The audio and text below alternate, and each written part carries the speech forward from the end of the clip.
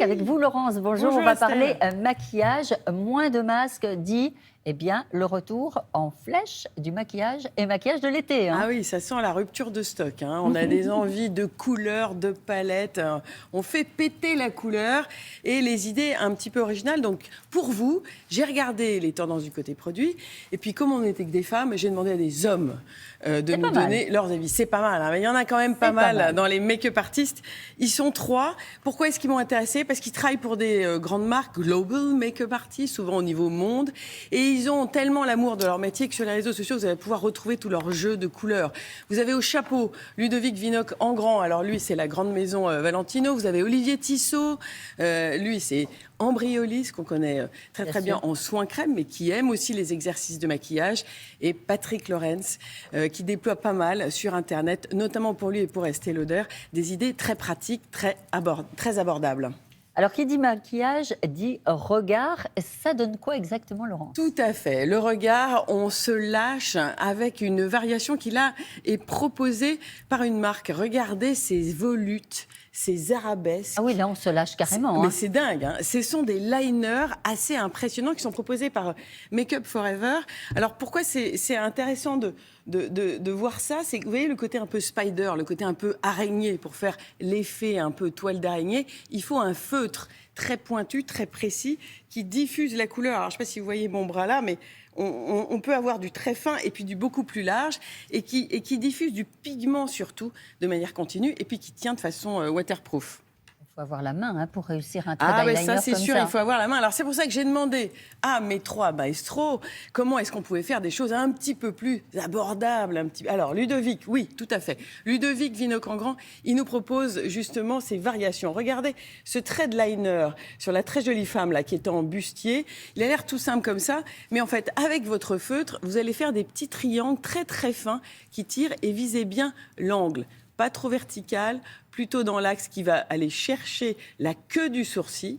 Et tout de suite, ça va vous donner un liner pas trop Amy Winehouse et beaucoup plus graphique. Et puis, deuxième proposition de Ludovic, c'est ce pailleté, parce qu'on s'éclate cet été, et même dans la journée, on y va sur liner avec de la paillette. Alors, Patrick Lorentz, lui, je vous l'ai dit, il fait toujours un travail très didactique. Alors, il m'a dit, moi, ce sont les crayons qui m'intéressent pour cet été, parce qu'il y a beaucoup de glisses intéressantes. C'est peut-être un tout petit peu plus facile, pardon, Laurence, d'utiliser un crayon plutôt qu'un feutre ou un liner vraiment classique. Juste remarque, merci beaucoup. Donc, avec le crayon, la proposition qui m'a intéressée, c'est ce vert sirène, mermaid, comme disent les Anglais, qui vient s'agrémenter d'une sorte de cappuccino, un petit café crème, qui vient faire une parenthèse en intérieur de l'œil. Alors ça, vous voyez, ça s'inspire des volutes qu'on a vues. Donc vous avez le liner en ras de cils et puis la parenthèse. Et puis autre proposition, au ras des yeux. Oui, voilà, merci pour ce gros plan. On voit bien cet effet de parenthèse avec 2 crayons de couleur. Et puis sinon, autre proposition de Patrick, un trait bleu. Et pour vous montrer que l'arabesque peut être sympathique, regardez à nouveau le travail de Ludovic. Alors voilà, ça c'est du bleu aussi, mais en version pas très chère. C'est le French Make-up. C'est pour vous prouver qu'il n'y a pas que les grandes marques qui font des propositions intéressantes. Il faut savoir exactement comment le placer. Vous me parliez de petits triangles à faire pour tirer le trait. Mais avec le liner et le feutre très très fin, c'est possible. Regardez juste l'arabesque de Ludovic, c'est assez intéressant parce que vous avez une version très très chic, vous avez du rouge et puis ça revient sur l'intérieur de l'arcade. Vous voyez, ça aussi c'est une proposition qui est sympa.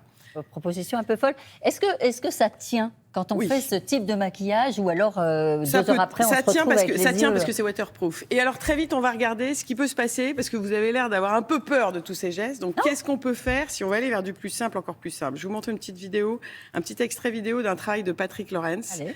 Là c'est une variation sur l'aubergine. Alors, je vous le dis, cet été, foncez sur cette couleur dans les prunes, dans les aubergines. Ça va à tous les yeux bleus, les yeux marrons. Regardez ce travail d'estompe. Franchement, c'est vraiment extrêmement intéressant, l'aubergine. Et on regarde enfin le travail d'Olivier Tissot. Voilà la fin de ce travail. Olivier Tissot, lui, nous propose aussi, là on n'est plus du tout dans les feutres eyeliner, un travail sur la paupière qui va dans le scintillant. Il y a du color block jaune. Ouais, color block monocouleur. Voilà, monocouleur. Mais un mono scintillant. Et sachez que il y a un effet, même dans les marques bio, du scintillant. Donc tout le monde peut y trouver son compte. Merci beaucoup, Laurence, pour toutes ces idées de monocouleur. Moi, je crois que c'est quand même plus facile que de faire toutes les ombres.